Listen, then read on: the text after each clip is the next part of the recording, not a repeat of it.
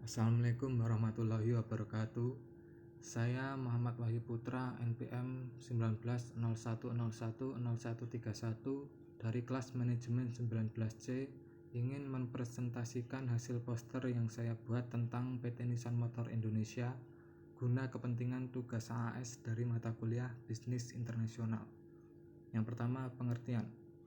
PT Nissan Motor Indonesia atau biasa disingkat dengan NMI merupakan agen tunggal pemegang merek atau ATPM mobil Nissan di Indonesia yang didirikan pada tahun 2010.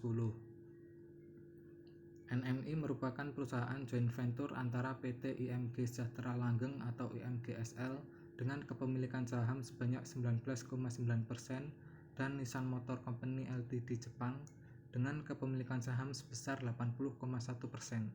Sebelumnya, keberadaan Nissan didistribusikan oleh PT Indo Citra Buana yang merupakan perusahaan patungan antara Indomobil Group dan Bimantara Citra. Yang kedua, anak perusahaan. PT Nissan Motor Indonesia juga mempunyai anak perusahaan, yaitu dealer resmi dari PT Nissan Motor Indonesia itu sendiri. Ada sekitar kurang lebih 40 dealer mobil Nissan resmi yang tersebar di 10 kota di Indonesia, yakni di Medan, Bekasi, Bandung, Jakarta Selatan, Jakarta Barat, Jakarta Timur, Jakarta Pusat, Jakarta Utara, Surabaya, dan Denpasar. Yang ketiga, kelebihan dari PT Nissan Motor Indonesia. Yang pertama, kekuatan tawar-menawar penjual atau pemasok. Yang kedua, kekuatan tawar-menawar pembeli atau konsumen. Yang ketiga, dapat bersaing dengan perusahaan sejenis. Dan yang keempat, potensi pengembangan produk substitusi. Selanjutnya, kelemahan dari PT Nissan Motor Indonesia. Yang pertama, kurang optimalnya kinerja perusahaan, terbukti dalam 4 tahun terakhir mengalami krisis keuangan terburuk sepanjang dekade terakhir. Yang kedua, kurang sempurnanya hasil inovasi mobil model crossover elektronik yang dipadu-padankan dengan teknologi terkini. Nyatanya, mobil model crossover elektronik ini masih memiliki banyak kekurangan, khususnya pada mobil merek Nissan Mark. Seperti desainnya yang kurang maco, transmisi otomatik belum menggunakan teknologi GVT, dan varian mesin terasa sangat bergetar.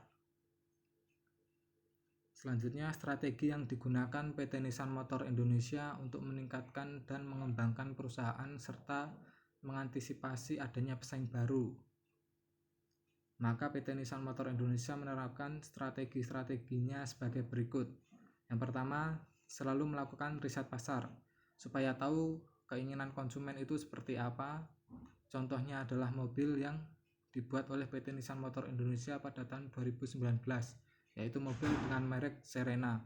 Mobil tersebut dibuat atas riset yang telah dilakukan oleh PT Nissan Motor Indonesia tersebut, yang hasil risetnya adalah ternyata masyarakat Indonesia lebih suka mobil yang bisa muat oleh banyak orang dan murah harganya.